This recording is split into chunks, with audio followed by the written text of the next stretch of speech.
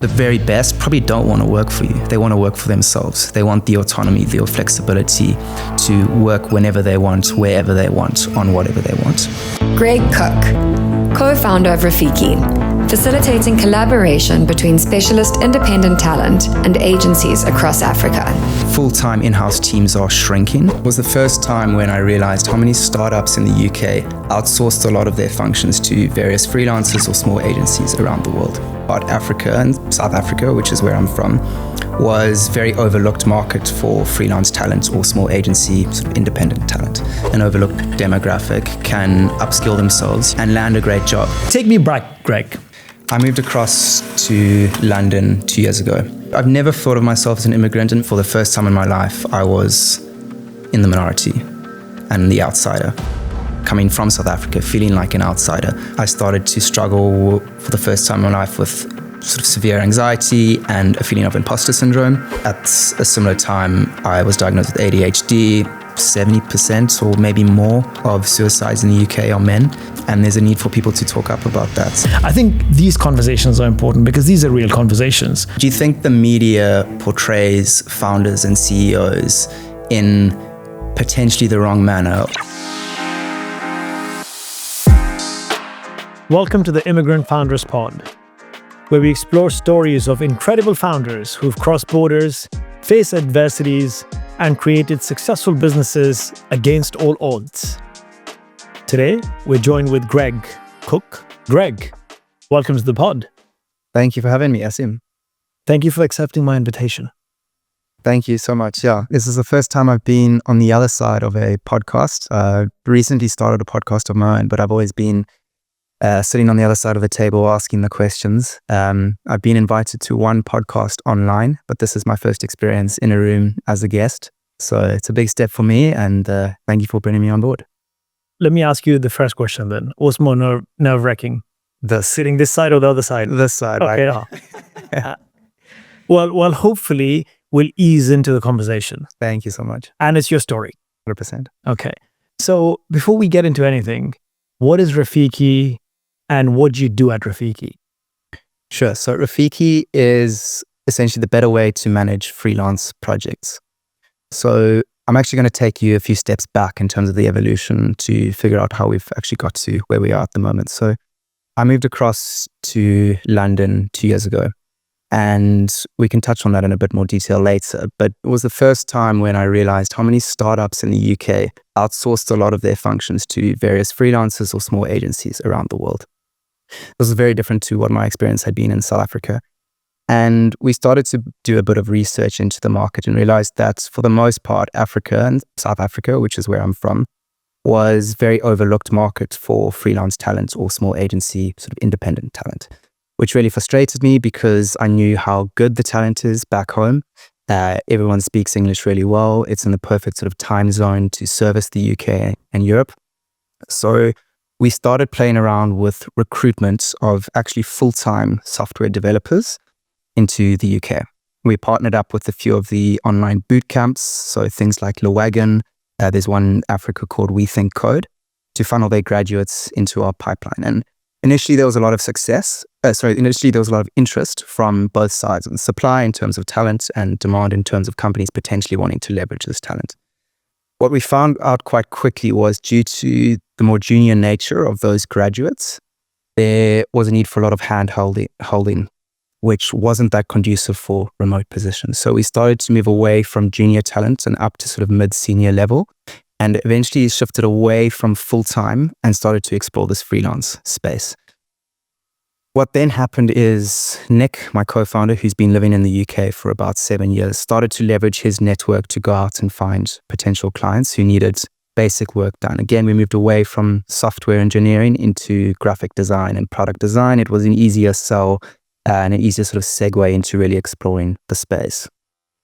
And what we would do is, between myself and Nick, we would essentially be the client-facing sort of liaison between these different pools of freelancers. So most of the time, the clients would never actually see who the team or the talent was underneath the project. And we thought this was really interesting because within a few months, we had created this basically pop-up agency that had very little to no overheads, because we would scale up and down our team of freelancers as and when client demands fluctuated. So we thought this was a really interesting model, and we continued to explore that, and we still continue to run that today because we think it's a requirement as in terms of a high touch point, sort of fully managed service around the product that we're trying very hard to get people to adopt. And we can touch on that a bit later.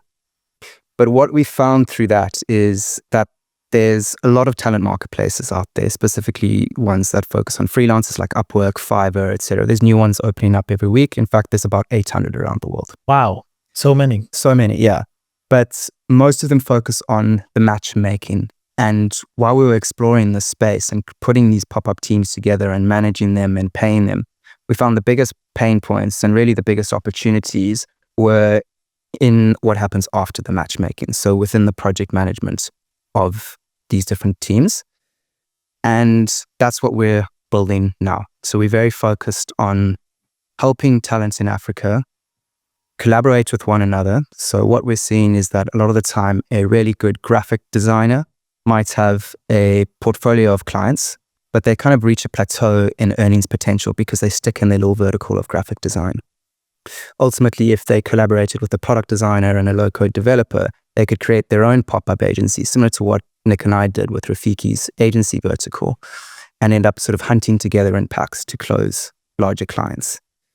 And we've seen this time and time again starting to happen organically. So our last two clients were actually referred to us by previous freelancers that we had worked with who came back to us and said, hey, I've got this client, don't want to lose them. If I can't bring the complementary skills to the table, they're going to go with another agency. Can you help? And that's where we've sort of had this aha moments. And being South African, living here, we thought, this is kind of our duty to pay it back and really help this booming population back home. Oh, I love that. Love that.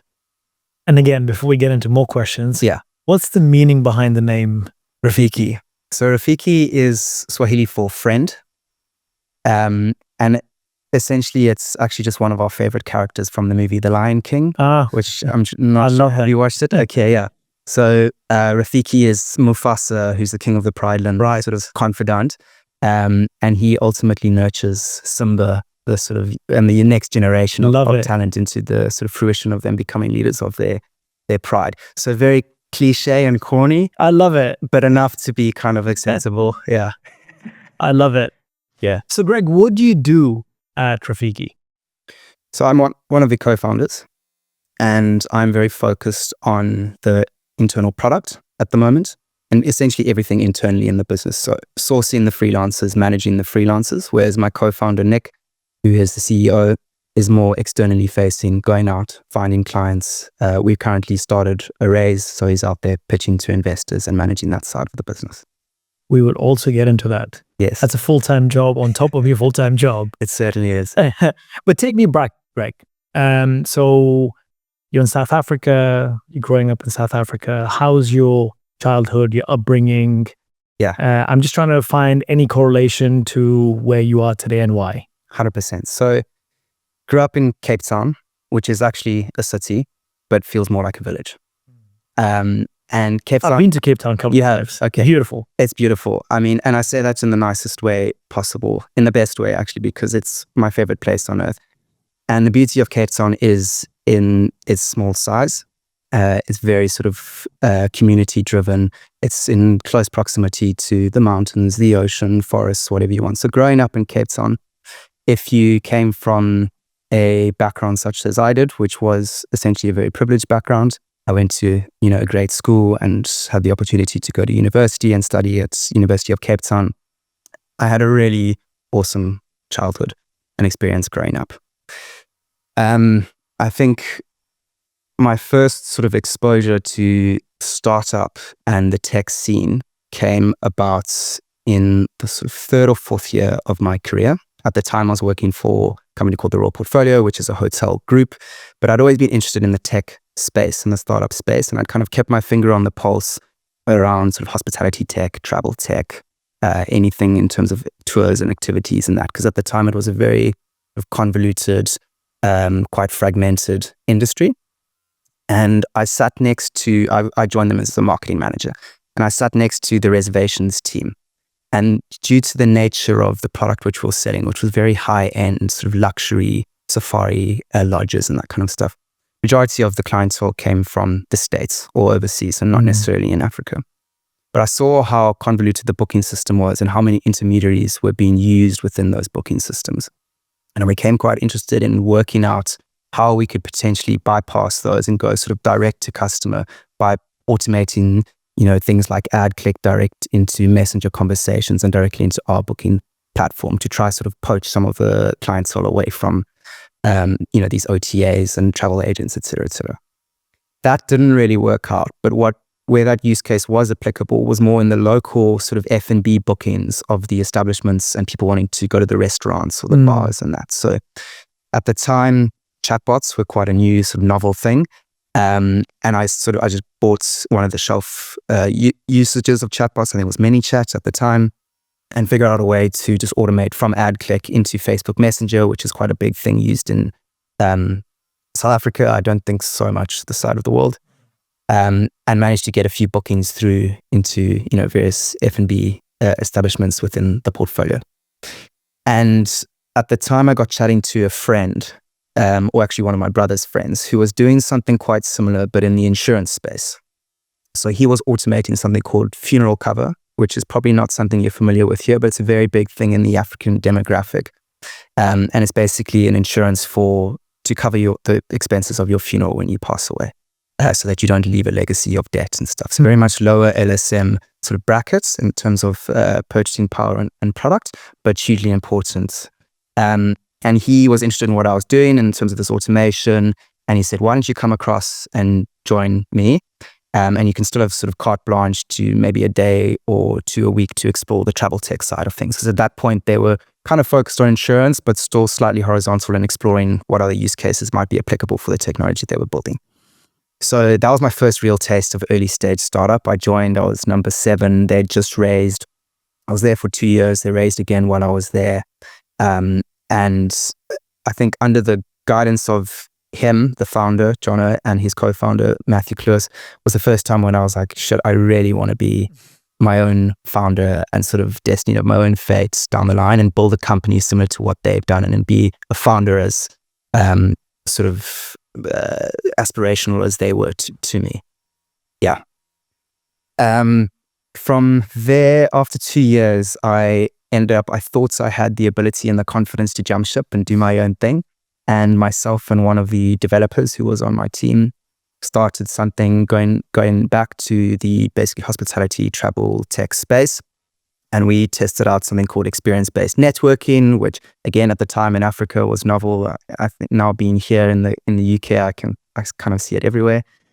And the idea was that South Africa is often unsafe in certain areas, and young people wanted to meet, and a lot of people were meeting online. But we needed to create, number one, an easy way to break the ice through experiences, and number two, a safe space for people to meet.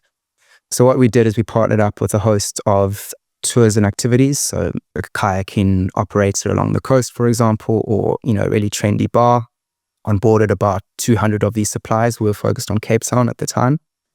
And then created essentially what looks like a Tinder-style dating app, but more for platonic connections. And the matching mechanism was less so on your profile, but more so on me knowing that I come across your profile and I can see that Hasim wants to go play padel at this location, and I match you on that experience. And if we both match on that, we unlock a discount onto that experience and we can go and meet in a safe space through an activity.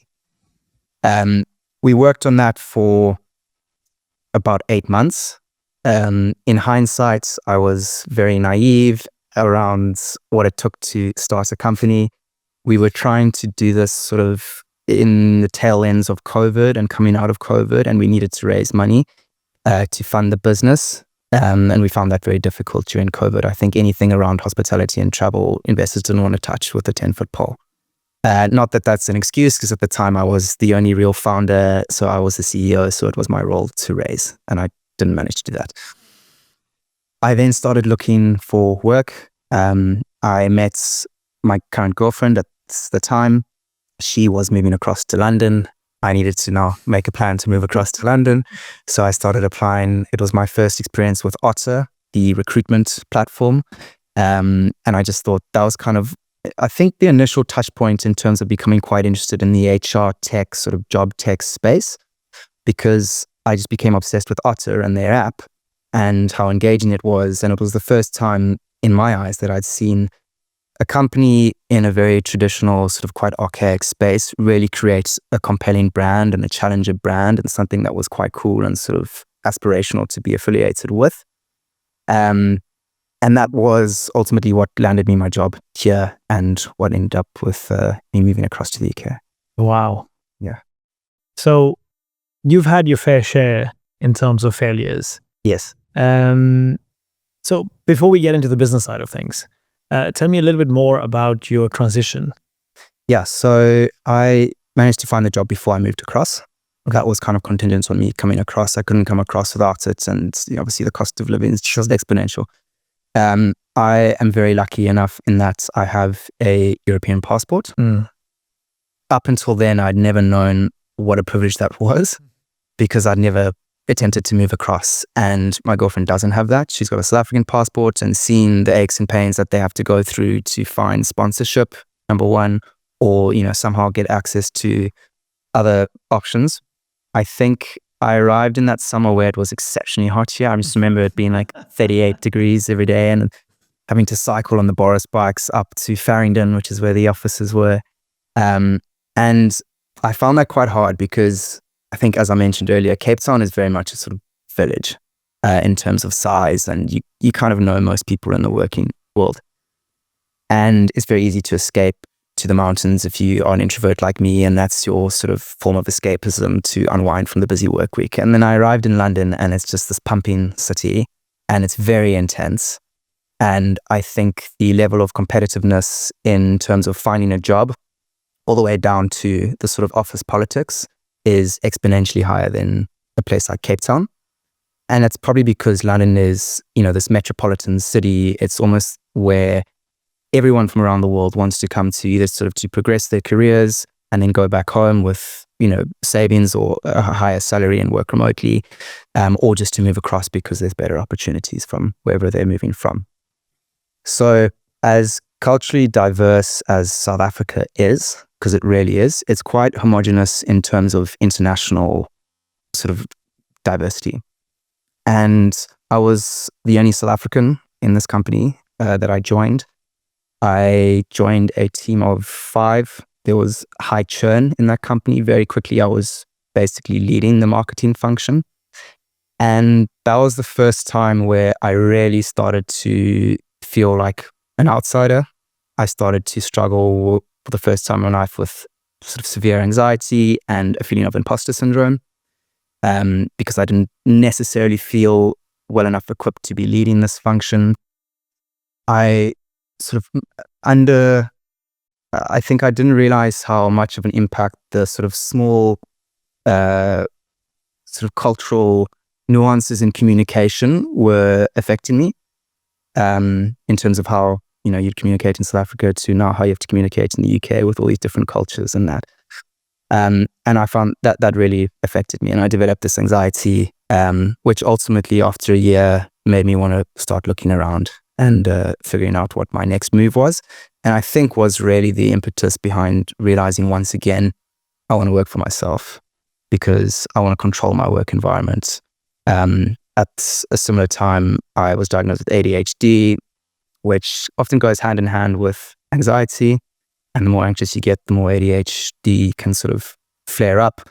The more that happens, the less ability you have to kind of concentrate, which can mean that you start underperforming, which leads to, a higher sort of version of imposter syndrome, which basically aggravates your anxiety. And then you can go into this perpetual cycle.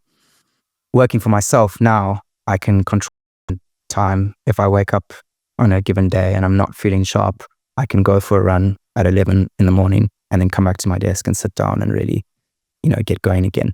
So for me, that entrepreneurship sort of journey is very much a need to control my own ADHD and work environment. Do you think your ADHD, anxiety, imposter syndrome, all that also exponentially somehow increased, or even if it was not exponentially, did it increase because you switched from South Africa to here? Because again, new environment, was that one of the catalysts, or was it because maybe the work culture was not great in the company you were? I think a bit of both. It definitely anchored in being a South African, being the only South African. For the first time in my life, I was in the minority and the outsider. And that was not something I'd never experienced before. And I kept sort of going back to what I mentioned earlier in terms of I've come from a very privileged background. I sort of almost felt guilty for feeling like an outsider and for having this imposter syndrome, because I was like, I've gone to this great school, I've gone to this great university. I come from a country where, my privilege is, I'm very aware of my privilege due to the systematic past in terms of marginalizing, people. So now being this outsider and being on the other side of the table, so to speak, was a bit confusing.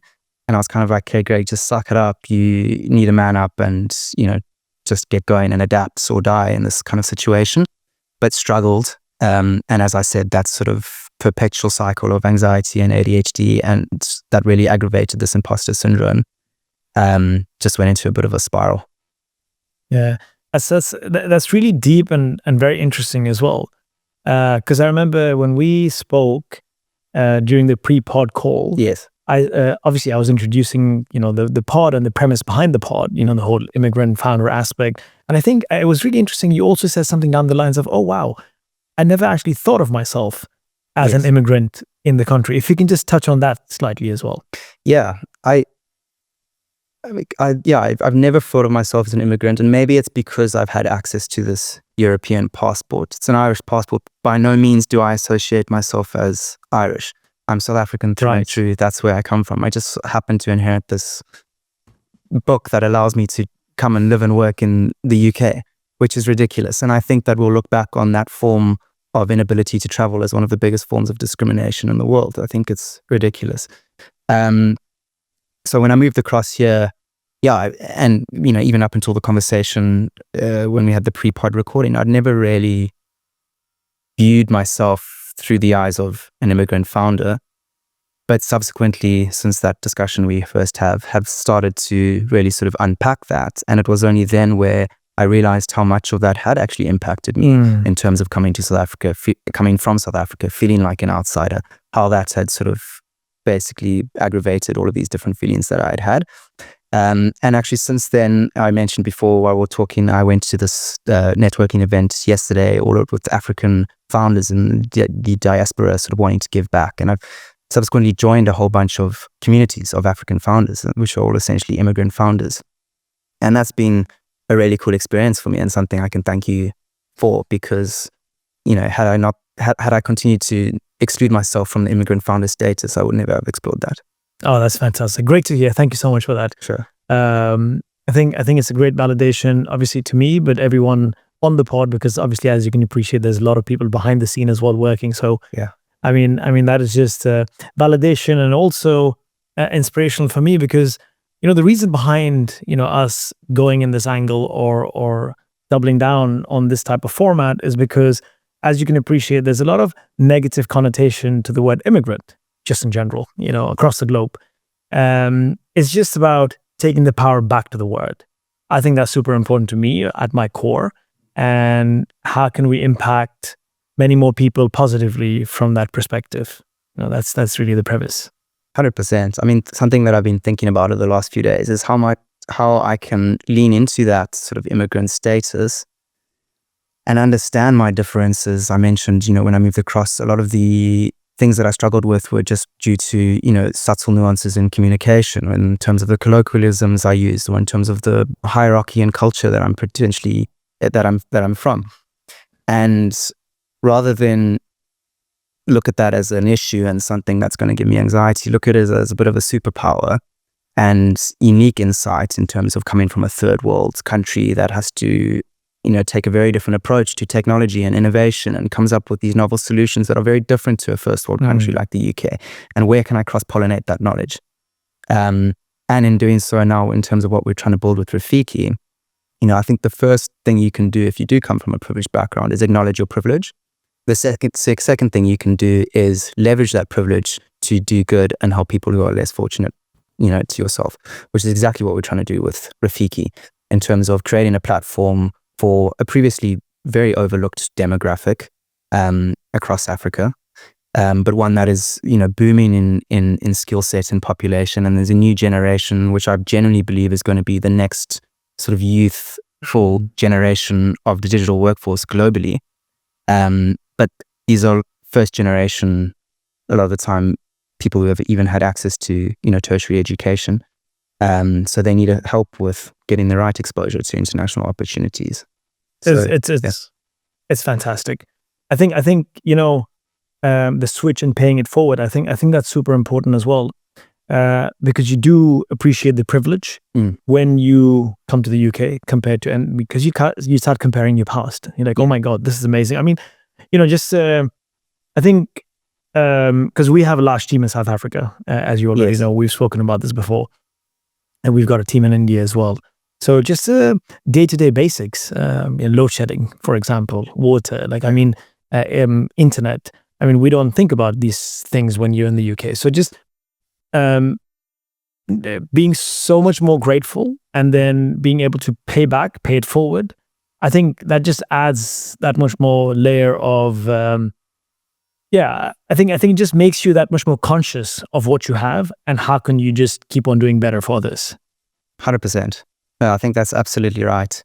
And once again, just sort of leveraging the fact that I'm not dealing with those issues in South Africa, and I'm in an even more privileged position in terms of being here. But once again, making sure that I'm, at least doing what we can from this side of the world to set up the right opportunities for people back home. Absolutely. Yeah. Coming back to HDSG and anxiety, imposter syndrome, and the reason you said you wanted also to shift, or again, that was a validation. Okay, I need to come out of this environment and I need to make my own environment so that I'm able to manage my ADHD, anxiety, all that in a better way. However, I mean, being an entrepreneur is not easy. No, that comes with its own challenges. Yeah. So because obviously, and it's also important because social media, as we all know, romanticizes the whole startup world. Yes. But it is expectation versus reality. I mean, what happens behind the scene is a completely different scenario. So, because while you were saying that, it also made it sound that perhaps you have it easier now, and that's why you're able to manage your anxiety, stress, because it's a much more chilled environment. So if you can just... No, I don't think that's the case. It's more intense, but in a different way, because I'm kind of owning that intensity. I think just, touching on the ADHD thing initially, because it was only recently that I was diagnosed with that, because ADHD, what does it stand for? Attention Deficit Hyperactivity Disorder. Deficits, I think, there's a misconception there, because it's not necessarily a deficit of attention. It's the ability to, so there's sort of dysregulation around attention. And then hyperactivity, that's kind of what I've always grown up thinking ADHD is. It's the kid in the corner of the class jumping around and being crazy, which is, again, it's not the case. So there's a lot of misconception around ADHD. And I think that's why I never sort of acknowledged it and never lent into the facts, or never really explored getting a proper diagnosis. The reality is that people with ADHD can have extreme attention, provided they're really interested in that topic.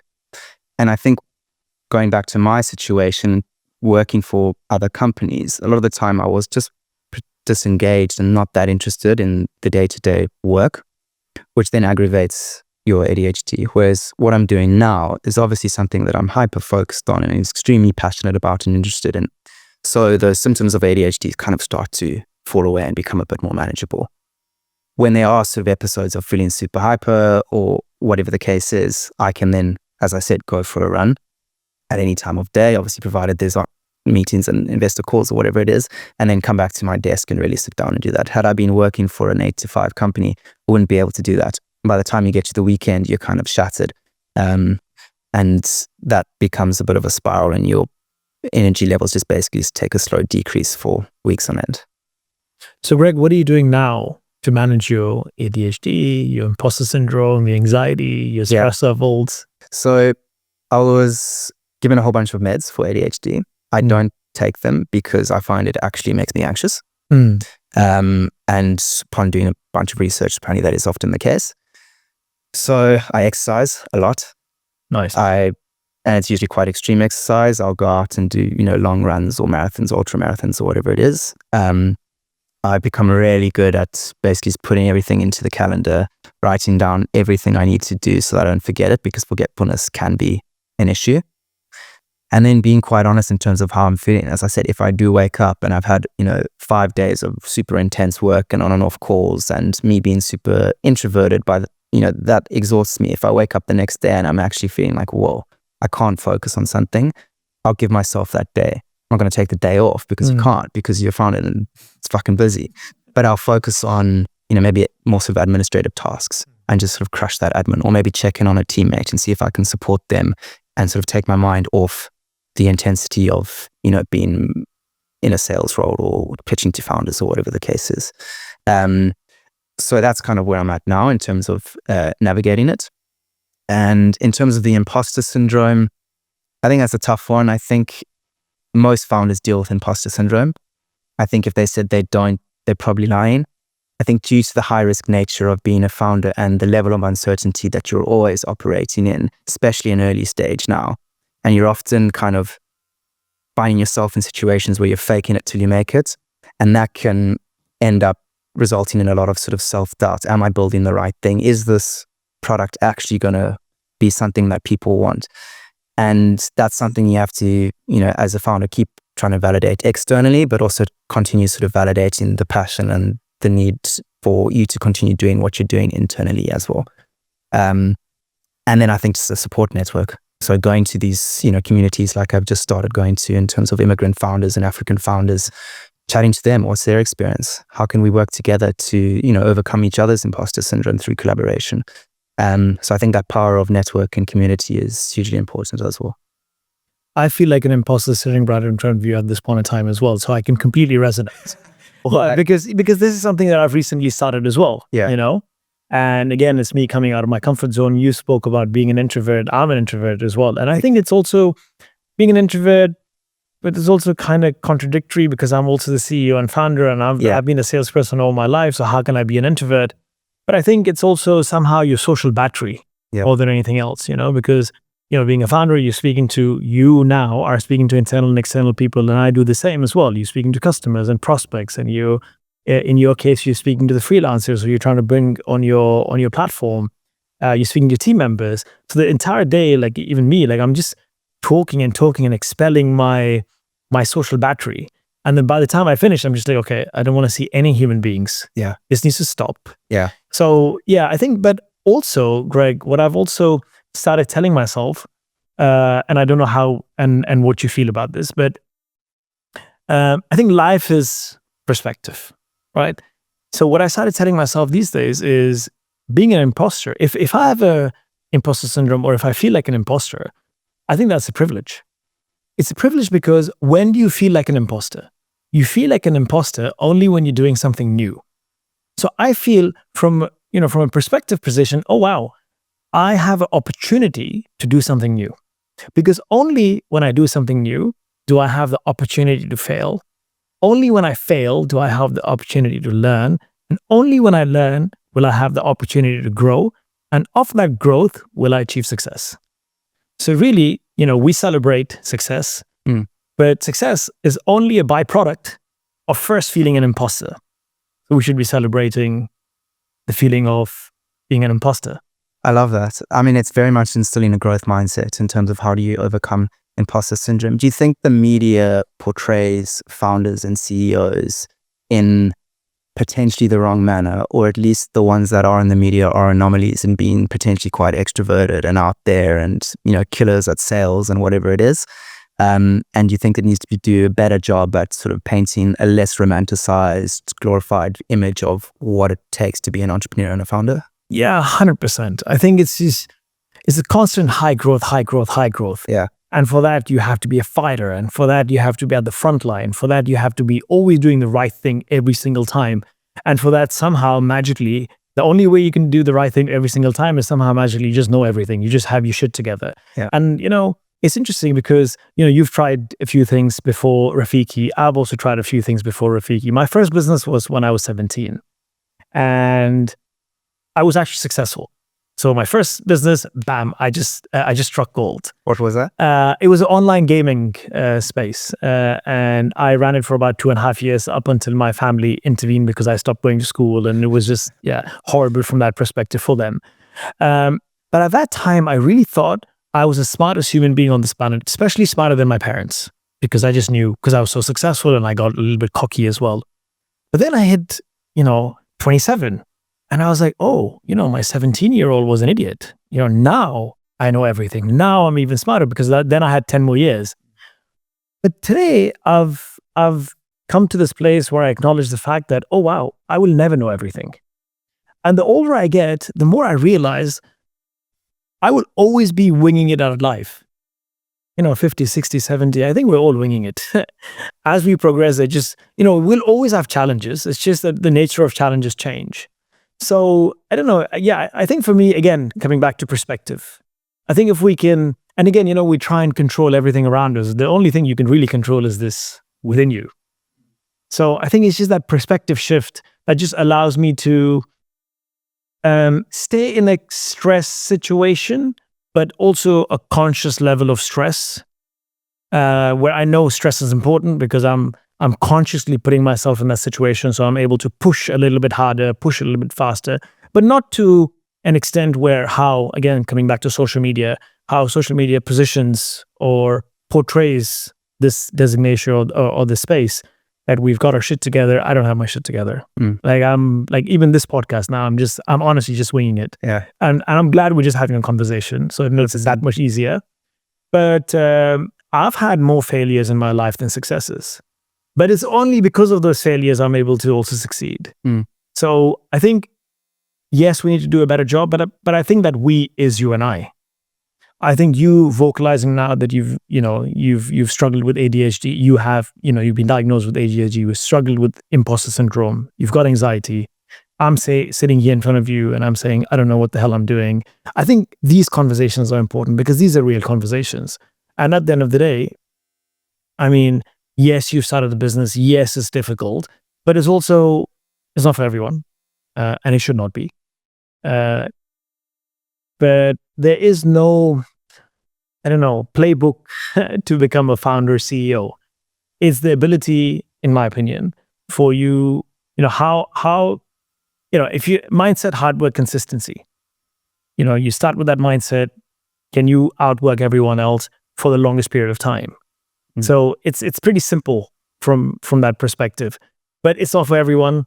And I think you and I and every other founder should be a better job portraying that, vocalizing. Social media is a place where we vocalize a lot of our successes.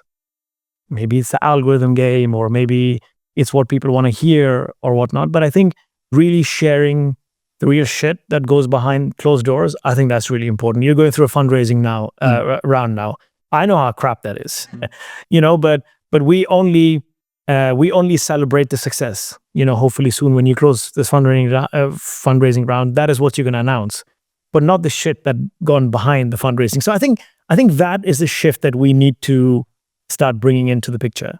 100%. I think, as I mentioned it earlier, the media's really romanticized this idea of entrepreneurship.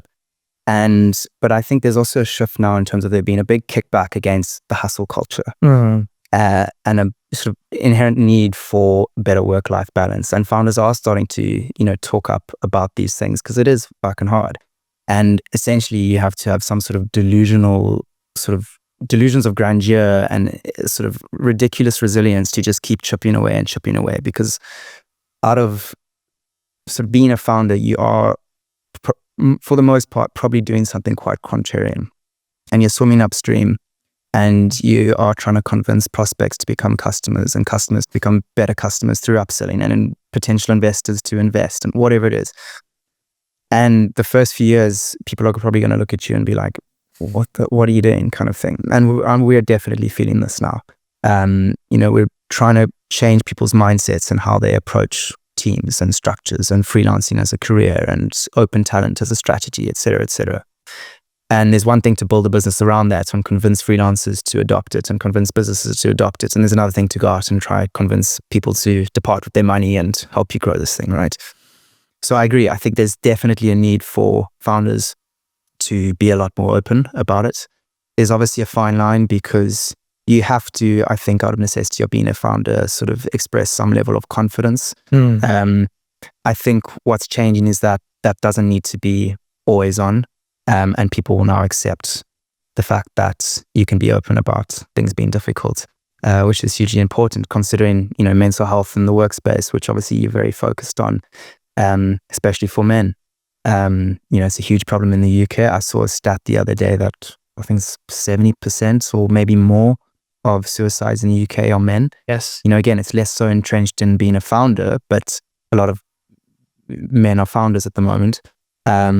And there's a need for people to talk up about that and, address all of these different things and things like anxiety, ADHD, imposter syndrome. Speak up about it, make it public, make it acceptable to talk about.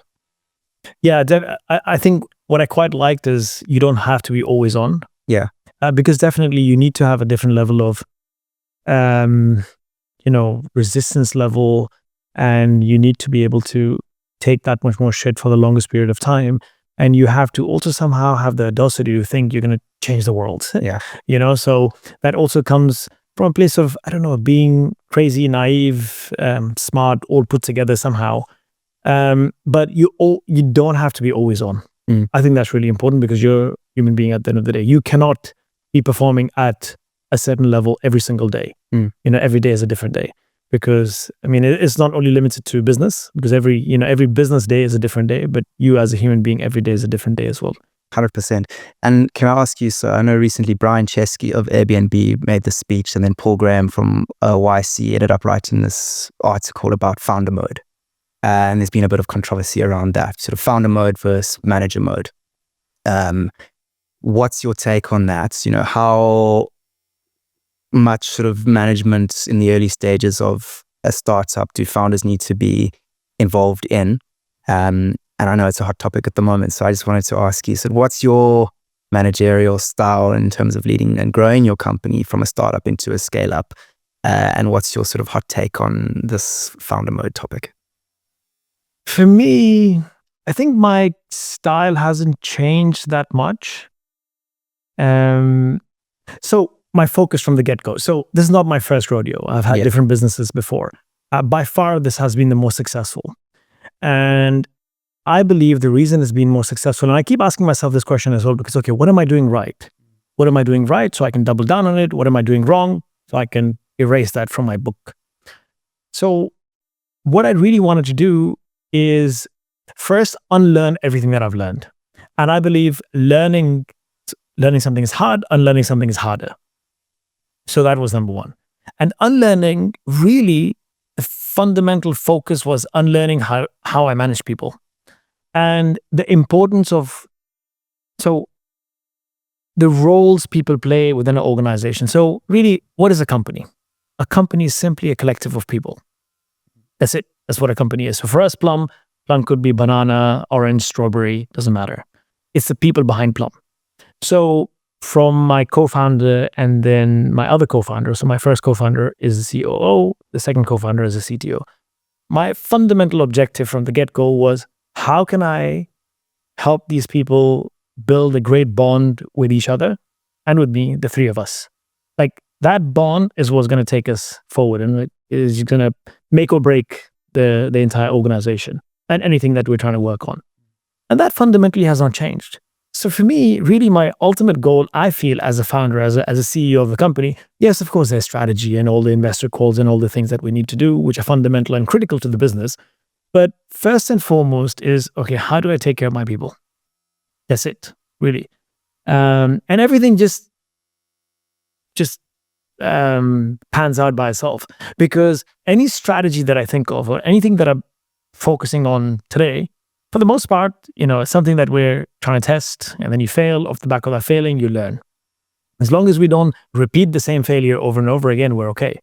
Failing is fundamental for us to learn and then grow off the back of it, as I mentioned before as well. So for me, like the essential or the importance of taking care of my people. So, and I think that's also quite difficult. I think the one thing that absolutely, makes me feel alive is, today we started off with 1 and then 2 and then 3 people. We're close to 50-ish people now. And we're growing. We're hiring about 12, 15 people already. Like we've got open roles. Maybe we need to speak to you and use Rafiki. Yes. And then we've got more than 200 providers on our books as well, in terms of coaches and therapists and so on. So quite a large team, internal and external team from that perspective. So managing people is also, I believe, one of the hardest things that you can do in a business, as you can also appreciate. So it is also the one that stresses me the most, but also that excites me the most. So really fundamentally it's just people. And what can I do as a leader to not just lead them in the right direction, but also do things that are not just limited to Plum, but beyond Plum. So, we're talking about personal brand now. Now we're focusing on individual personal brands, not just my personal brand. Okay, how can we help this individual with their personal brand? There could be a possibility that this person leaves us tomorrow, but that's okay. Any initiative that we do has to be bigger than Plum, has to be beyond Plum. So isolating that individual and focusing on that individual. How can we help that individual grow? How can we help that individual feel safe? Psychological safety, I think, is it's extremely important. How can we help build trust with constant, clear, open communication? It's really all about the people. It's all about the people. And taking that sort of what you've just said in terms of hiring, I think something that we found really interesting in the workforce at the moment is this big shift towards skills-based hiring. So it's less about, your CV and your tertiary education, which may have been sort of financially exclusive back in the day. And it's become very skills-based, which often means that an overlooked demographic can upskill themselves, usually for free online or through one of these boot camps, and land a great job. Taking that and what you've just said in terms of hiring people for sort of aptitude and passion and cultural fits, or maybe just cultural diversity, and more investing in people as people and personality, and then training on the job. How does that impact how you go about hiring your teams now? So, if you look at Plum at its core, most of the people, or at least a lot of people, are in jobs today who have no business in being in those roles. Okay. We've got counselors who've now moved into HR. Again, counselors who are heading product and so on. We've got people from product who are now into marketing. So most of our people. And I think really that also comes from a place of, we focus on attitude. Like you said, cultural backgrounds are super important for us as well. I think a diverse team is just magic, absolute magic. And that has been fueling our growth and, bringing, different nuances or different thought processes within anything that we do. You can always upskill people. You really can't change people's personalities. And I think that is fundamental to our success up until now. We've focused on personality. I'll give you an example as well. Just last month, my co-founder called me and he said, oh, by the way, so we've opened, like I said, too many roles. And we have someone working in the RevOps role now, because there's a new vertical that we created, RevOps, we didn't have before this. We're now working towards that. So this person was a faculty, so came from the education space, now is revenue operations. Okay. Great attitude. And again, she's one of these people who you say, jump, she says, how high? She hit the ground running and she's just learning every single day. However, we want to grow. And now that we're, interviewing people, we're getting really senior people from the RevOps space, 10 years, 15 years experience. Then the question I was asked was, okay, so now what do we do? She's moved in like 2 months ago. Now, on paper, we would move faster if we would get these other experienced people in the business, because, because we're also learning the space. Sure. So we're learning, she's learning with us. So our growth would be on paper exponential if we had an expert come in and then just teach us, and then, it'll probably help her with her growth as well. However, the difference here is today our COO, who's my co-founder, heading the space, and she directly talks to our COO. Now, if we were to bring this other person, obviously we'd create that layer of hierarchy. She would still continue to grow, but the dynamics would definitely change. So I took a decision, and then collectively that was a unanimous decision for us to not hire any experienced person and then continue to keep her on that growth trajectory. We obviously had a conversation with her as well, because the last thing you also want is to put people in spaces where they also feel they're not ready for. But she was ready for it. She's very hungry. She's very passionate, and she's all plumb, and she wants to learn. And like you said today, you've got YouTube University. So she's ready to learn, and she's ready to go all out. So if someone has that attitude, and if someone is ready to go all out for you, I think you have to reciprocate. You have to now match that, if not better that. Because I think off the back of, and again, like I said, I know fundamentally to my core, we are, after a couple of years, at this stage today, is only and only because of our focus on people. And I mean, I'll be super excited. Hopefully in the next couple of months, we're doing another pod. I come to your pod, and I can touch on her progress, because I know she's going to thrive. She is also now so much more appreciative of the fact, because again, I spoke about open communication. That is what we communicated to her. We were going to do this, but we're not going to do this. Are you ready for it? And yes, she said yes. So she's also cognizant of that fact. So I just feel if I was her in her position, I would also be so appreciative of that situation. And then I would just go all out to do whatever it takes for me to somehow prove people right, So I think that's incredible. I mean, it's invaluable advice, especially for, us in our early stage. We're only 4, but hopefully by this time next year, we're a significantly larger team. And the focus has to be on people. If you can show that level of commitment and sort of reciprocity to believing in them, the same thing is going to come about, and they're going to be the team that gets plumbed from startup to scale up and continues growing. So yeah, I'm impressed with that decision. Well done. Yeah, no, thank you. And again, everything is a learning curve, right? Yeah. And again, I mean, sometimes you do the right things or wrong things. We've been in the situation where we've hired, on paper, people look good and, great background and names and big companies, large companies. I think, especially in the startup world, it also requires a different level of mindset and sometimes a little bit of naivety. I think it's also nice to have people who maybe also don't know. Because if you come from a big space, you have a proper structure in place, you've got processes, you've got larger teams, you've got support system and all that. And our world is a entirely different world. Things move so quickly, and when things move so quickly, things inevitably break. And for the most part, it's not the processes, it's not the structure, it's really the people. So if you ignorance is bliss. So if you never had it better, you also kind of don't know. And that is also really powerful, in my opinion. Like, I didn't know the space. When I first walked in, I remember I was in the NatWest accelerator. NatWest, the bank, they had it. They still have an accelerator. I think it's a great accelerator.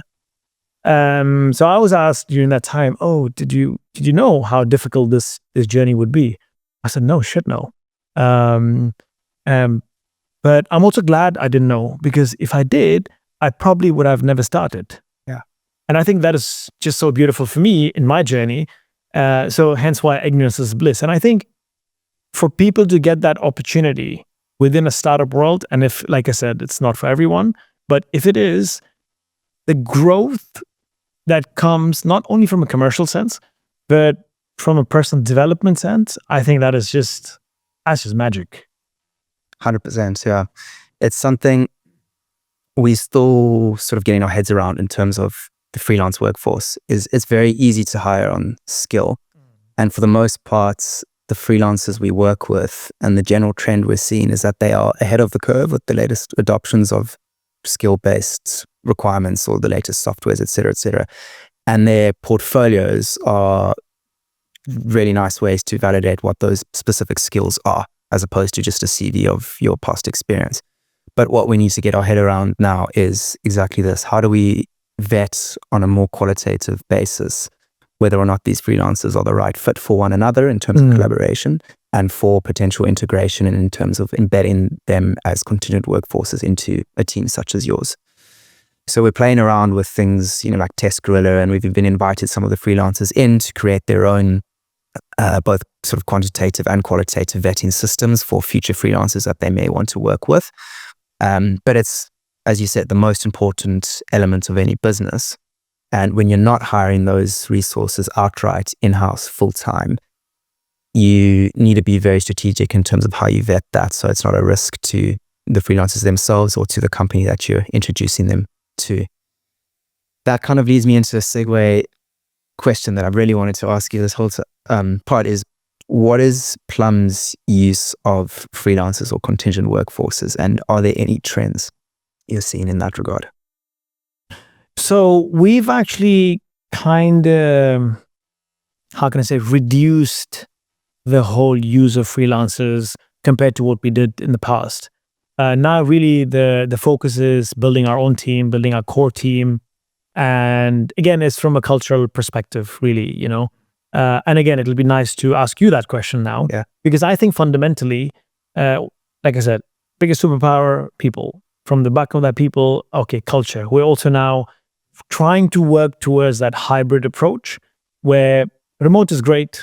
Technology has brought the entire world so much closer. We're fortunate because of technology. And I think COVID also exponentially helped us increase that mode. We've got people in India, like I said, South Africa, Europe here.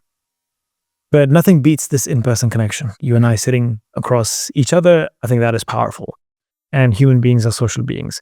So for me, moving into the hybrid mode once, twice a week, I think that's super important from a culture angle. Yes, work can be done from home, but yeah, sometimes strategy sessions, all that is just faster, better if you're in person. So moving away slightly from the freelance approach is because of that reason. How do we double down on culture of Plum? Not the work. So that is something I'm going to ask you about, but I'm going to part that for 1 second. Because I'm also going to answer a little bit more. We do have not freelancers, but contractors in the form of our therapists and coaches.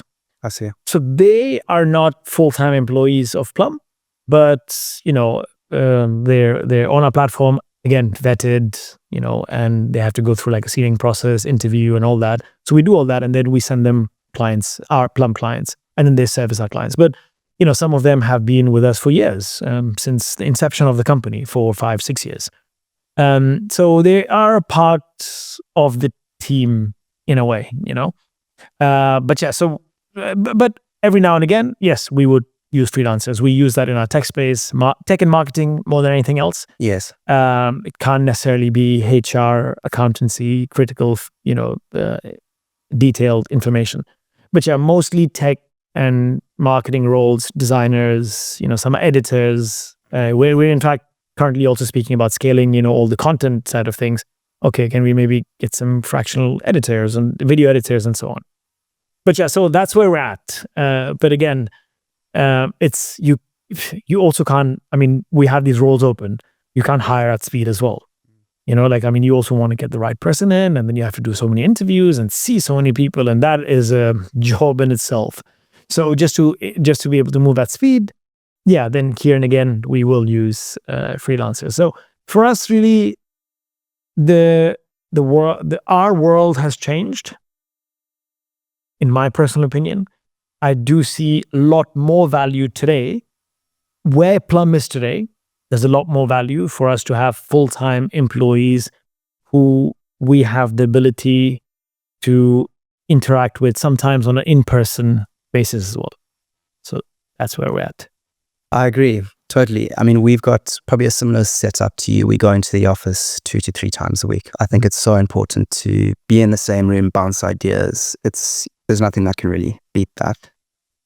I think taking us as an example is we, with a very small team, I think have got quite far by keeping our core team small and sort of super high impact, but by bringing in the right skills kind of as and when we need. And I've become really obsessed with this concept of open talent. Open talent is basically the ability, this merge, this collaboration between in-house full-time teams and global distributed workforces on a flexible basis and bringing them in on very skill-specific, granularized requirements. And by doing that, you can have a killer core team, but then keep your sort of operational overheads quite low. I think in any company, the biggest cost center is probably human resources. And I think the key to being innovative and staying lean and super flexible is when you can have a really strong balance sheet and move costs from fixed to variable. And the most obvious place to do that is in human resources. And if you can have, rather than a fixed cost, have an elastic network that basically scales with market fluctuations and demands, you're in a much better position to pivot and adapt and sort of reshuffle your skill set and the stack that your company needs now, as opposed to tomorrow or yesterday. And open talent is basically built off the concept of open source, so open source software development, which has obviously been the sort of leading force of innovation globally. And the whole idea is that it's a central repository that is leased as opposed to purchased, and anyone or any company can access it, sort of build on top of it, and ultimately refine it and iterate on it and make it better.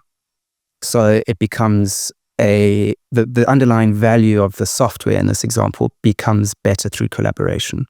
Open talent takes a similar approach in that there's a global pool of skills and expertise, and that ultimately there shouldn't be a divide or these silos between freelancers and in-house. And every company should have their own, what they call sort of talent cloud, which is a mixture of all these different skills. Specifically addresses, I think there's two things. The one is also an underemployment within your own company. There may be people in your own company that have skills in something completely outside of what you hired them for, which if you can extract that and sort of really get into the weeds of understanding your existing workforce, there's a big superpower there. And at the same time, understanding what they don't have and what they aren't good. I think one of the biggest strengths you can have is identifying your weaknesses and where you might fall short and where you can benefit from bringing in a freelancer or a fractional expert or whatever it is to do a better job than you would. And I'm reading this book and they use golf as an analogy. So now I don't know golf very well, so excuse me if the terminology isn't very well, but they basically make the analogy that traditional companies are employees is as if it's akin to having one golfer being put into a tournament that is meant to play 18 holes and is meant to be good at every type of hole and every type of condition, come rain or shine. And the reality is that some golfers are really good at hitting down the driveway, some are really good at chipping out of the rough, some are really good at the short form game on the green. Is that right? The green? Yeah. Yeah. And let's use an example. Let's say maybe your latest hire in your company was a marketing manager, a T-shaped marketing manager who's meant to have a whole bunch of domain expertise across all those different golf holes and courses and territories, but really only has one specific vertical that they're really good at. Let's say in this example, they're performance marketing, and within that is only actually PPC. It's like giving your golf player one club to play the entire course and expecting them to perform and do really well and beat everyone else. Taking an open talent sort of strategy and adoption, you can hire different golfers and give them different clubs at different points of their tournament to really excel. And then the impetus becomes more on the caddy, who becomes the manager and the real expert in understanding who the different golfers are and what their skill sets are and aren't, and what clubs they need to perform best. So a little bit of a silly analogy, but when I read it, I was like, wow, this is actually quite powerful in that, there is this evolution in terms of how the workforce is evolving. And I think what we're seeing, at least in the research we've done, is that full-time in-house teams are shrinking. Just because the efficient size of teams has shrunk, and that's for many reasons, also with AI efficiency and the likes, et cetera, et cetera. But with that hand in hand, the use of contingent workforces is starting to increase. And the percentage of people going independent and becoming freelancers or consultants or fractional expertise is also increasing. I think the reality is that young people entering the workforce, the very best, probably don't want to work for you. They want to work for themselves. They want the autonomy, the flexibility to work whenever they want, wherever they want, on whatever they want. And we've got this very contrarian belief that in the future, no one will work for one company and everyone will be fractional in some accord. So everyone will work on multiple different projects and be collaborating across multiple different companies. So yeah, that's our belief and what we're building in terms of Rafiki. It's been, I think, quite a struggle in terms of trying to change people's mindsets and approach companies to potentially adopt that. So what we've been doing is running this sort of agency-styled approach where actually the client doesn't know who's behind the scenes, but upon successful delivery of this project in a super efficient, cost-effective manner, we actually sort of reveal, lift the curtains and show them what's gone on behind the scenes and say, hey, would you be interested in potentially exploring this as an alternative to hiring your next one or two hires? Keep your team. We understand the need for a full-time, dedicated, passionate, culturally aligned team, but let's explore taking this slightly different approach to growing your team in a way that moves costs from fixed to variable and basically de-risks you and makes you a lot more flexible going forward. Yeah. First of all, I think that was a great analogy. It wasn't a silly analogy. I think you spoke about de-risk. I think maybe the risk or the concern companies would have, I'm also talking from my own experience, is how do you control quality? And also the learning curve. How do you reduce that learning curve? Because, you've got a freelancer working for a couple of weeks, couple of months, and then now they're gone, and the new person comes in, again, the training process starts. Okay. So I think these are the two things that I can think of. And what would how, and if you are tackling that, maybe you're doing it through that agency, the curtain is not revealed yet. So you're doing that control aspect. Is that how you're tackling it now? Or? Yeah, it is. And I think you touched on something quite important for us, which we found is an issue with a lot of the existing freelance platforms, is exactly that. Your approach, you need a few freelancers and you go to a platform like Upwork and you hire one, and then 6 months later you hire another, and a month later you hire another. There's no real, and maybe all three of those freelancers actually were working for the same department. Let's say it's the marketing department, and it was actually for one sort of extended project. There's no real audit trail of that, and there's no real handover of all of that across these different resources, because essentially these platforms have been built for sort of DTC one-on-one styled relationships, as opposed to heavy verticalized B2B requirements and sort of collaboration across the spectrum on an ongoing fractional basis. So that's where we see there's a big opportunity in getting around that sort of handover level of, getting people up and running quite quickly, and that sort of skills transfer potentially.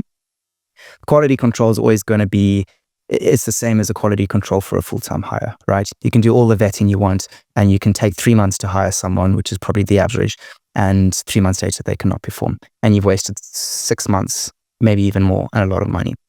So I don't think there's a huge difference there in terms of risk. If anything, we still think it's de-risked. And it's not meant to replace your full-time employee. It's really meant to sort of supplement a specific skill set that your company currently needs, that maybe they're falling slightly short of, and really to augment their ability as, the caddy in the situation, which is still, super important, but they're just bringing in a bit of a superpower now and again when they need. So I think how we want to grow Rafiki is when we get to the point where each of our team members has a bit of a budget on top of their salary, or maybe their salary, let's say for the sake of the conversation, is 10, but they're only entitled to 8, and 9 and 10 is basically a budget for them to deploy into any form of contingent workforce or freelancer in order for them to hit their targets and have their own little team underneath them, provided they can, create a rationale around the use case of that funds and the need for those resources. And I think that's a really interesting way to structure companies. I think a lot of people are doing it organically already. I saw an interesting report the other day it was either Fiverr or Upwork. And they said of the big 4 sort of consultancy companies, there were only a handful of registered email addresses linked to those companies.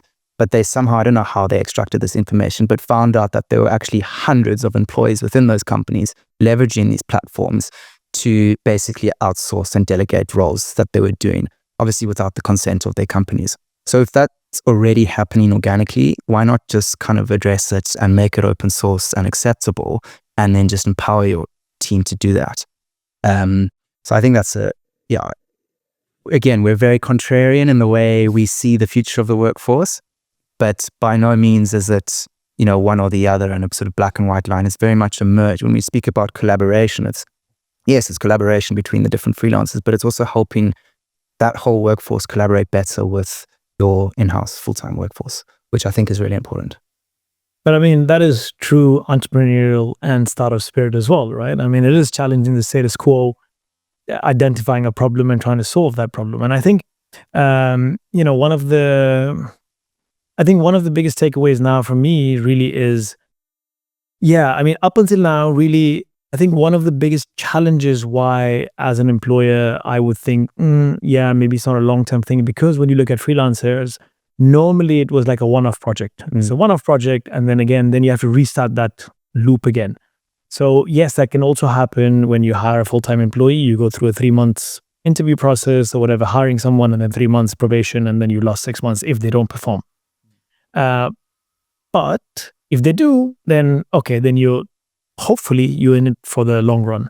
But when you look at freelancers, a few weeks, few days, and then you restart the process. So I think that is a very time-consuming type of exercise. However, what you just said now, again, is challenging the status quo in terms of the way we operated or thought of operating with freelancers. I think, so that's amazingly interesting. And I wish you all the best with that.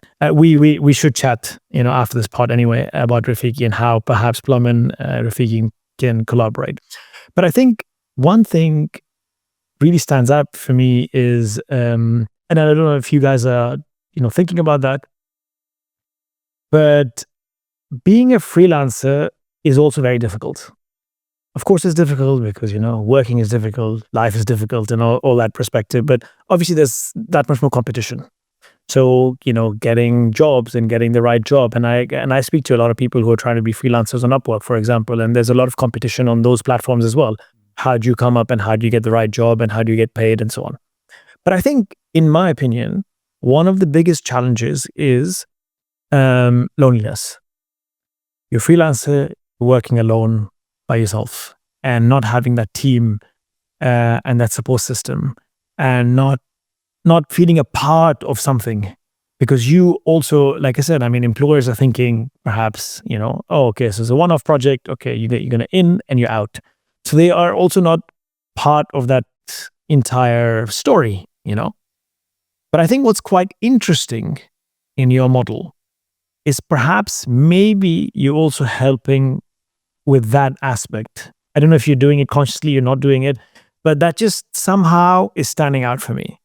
Because and it also comes from being a founder and loneliness and so that aspect. So I also feel and I speak to a few, but I know freelancers, some of them are my friends as well, and one of the biggest challenge I think they feel is that part of loneliness. They've also been in companies, part of a team, and now they're not part of a team. It's great, and there's a lot of positives, but this stands out to me and perhaps to them as well as one of the biggest negatives. 100%. You're absolutely right. We surveyed a whole bunch of our freelancers. The number one problem for them was cash flow.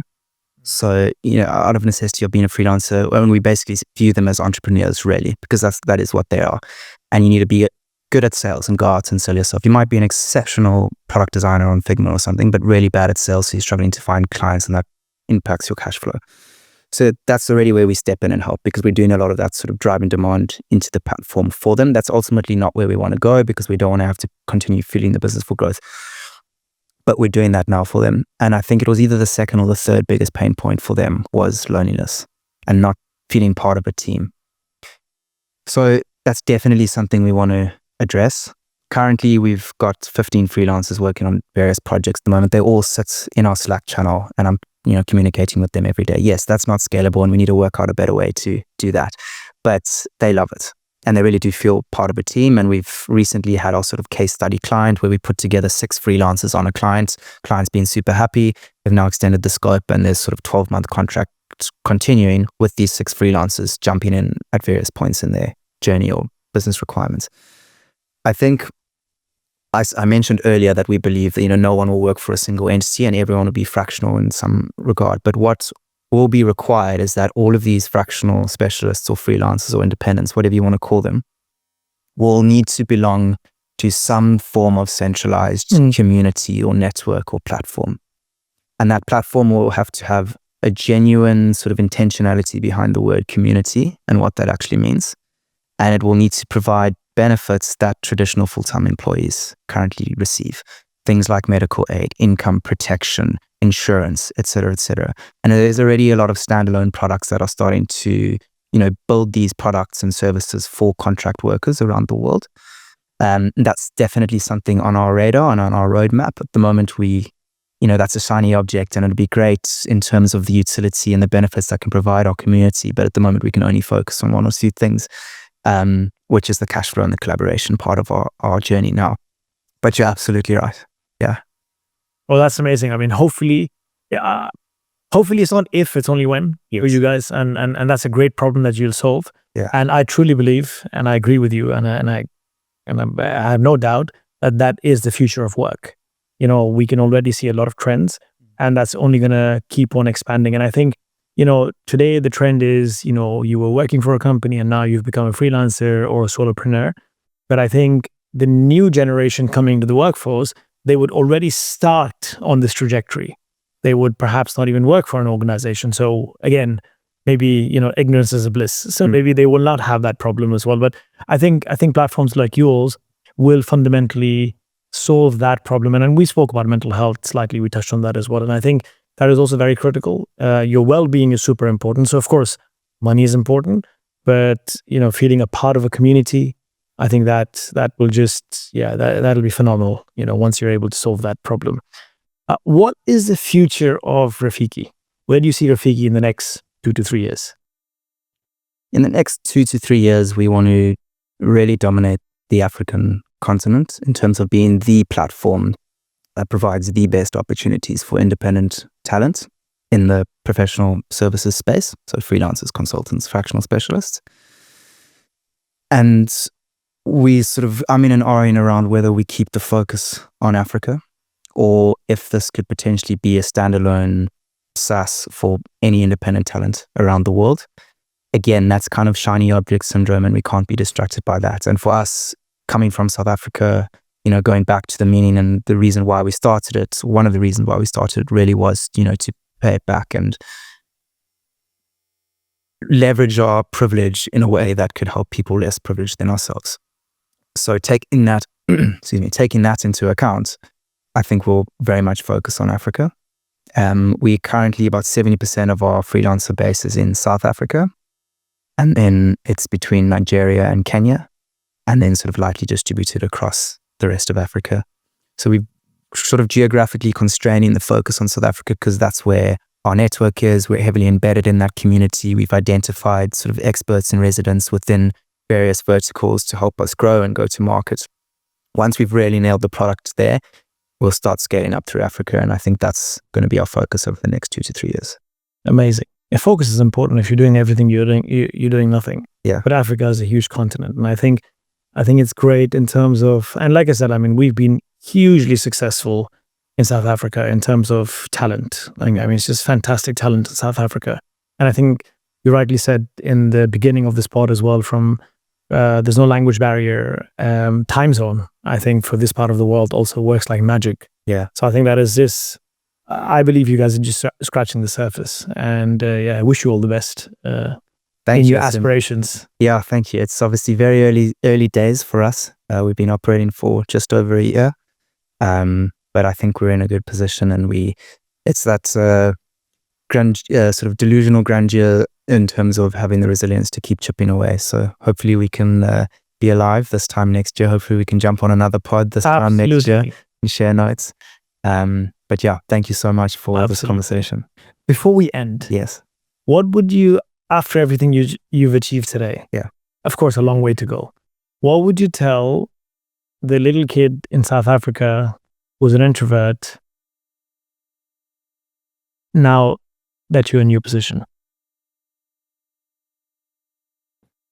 I think I'll tell him to back himself more and have more confidence. That's not something you can just tell someone to do, because you can't just tell someone who's got a lack of confidence to be confident.